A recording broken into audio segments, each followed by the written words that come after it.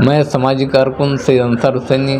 آپ تمام سے ایک نہایت اہم ملی موضوع پر مخاطب ہوں، لیکن اس سے پہلے میں آپ تمام کو عید الفطر کی مبارکباد پیش کرتا ہوں۔ جیسا کہ آپ تمام کے علم میں یہ بات ہے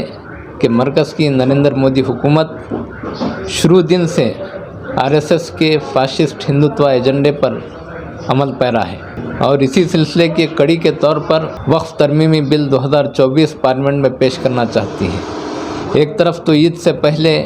مودی کی سوغات کے نام پر غریب مسلمانوں کو عید کے راشن کٹس تقسیم کیے جا رہے ہیں، اور عید کے بعد یہی مودی حکومت مسلمانان ہند کے سینے میں وقف ترمیمی بل کے ذریعے چھرا گھونپنا چاہتی ہے۔ آپ تمام کو یہ معلوم ہونا چاہیے کہ وقف ترمیمی بل دراصل اوقاف کے معاملات میں اوقاف کے انتظام و انصرام میں سرکاری مداخلت کو قانونی درجہ دینے کی ایک گھنونی سازش ہے۔ وہ سرکاری مداخلت کو ایک قانونی درجہ دینا چاہتے ہیں۔ دراصل یہ قانون اوقاف کے انتظام میں کسی اصلاح کے لیے نہیں لایا جا رہا ہے، بلکہ اس قانون کے ذریعے اوقافی جائیدادوں کو ہڑپنے کی ایک گھنونی سازش رچی گئی ہے، جبکہ ملک کے دستور کی دفعہ 26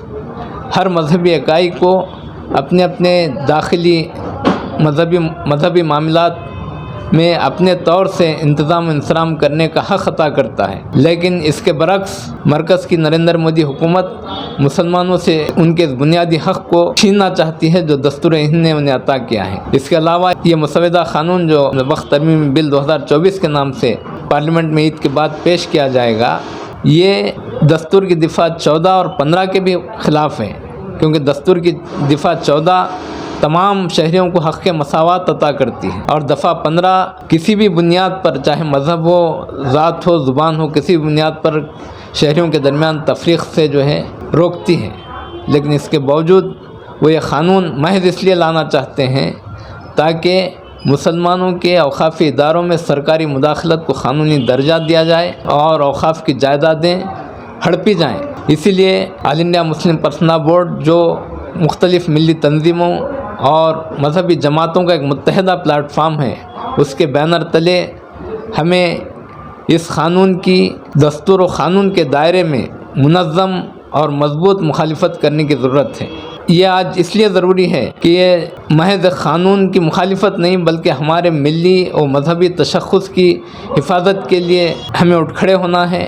اور اس قانون کی مخالفت کرنی ہے۔ اور اس کے ساتھ ہی ساتھ میں ضلع کے مسلم وکلا سے گزارش کرتا ہوں کہ وہ رضاکارانہ طور پر آگے آئیں اور باہمی مشاورت کے ذریعے تمام اوقافی جائیدادوں کے دستاویزات کی اگر کوئی تکمیل کی ضرورت ہے تو تکمیل کریں، اور جو اوقافی جائیدادیں اوقاف کے ساتھ رجسٹرڈ ہونے سے رہ گئی ہیں تو انہیں وہ رجسٹر کروائیں۔ یہ میری ان سے مؤدبانہ اپیل ہے۔ اسی کے ساتھ میں آپ سے رخصت ہوتا ہوں، اور ایک بار پھر گزارش کرتا ہوں کہ جب کبھی آل انڈیا مسلم پرسنل بورڈ اس قانون کی مخالفت میں کسی قسم کے پرامن اور قانون کے دائرے میں احتجاج کی دعوت دے، ہمیں اس پر لبیک کہنا چاہیے۔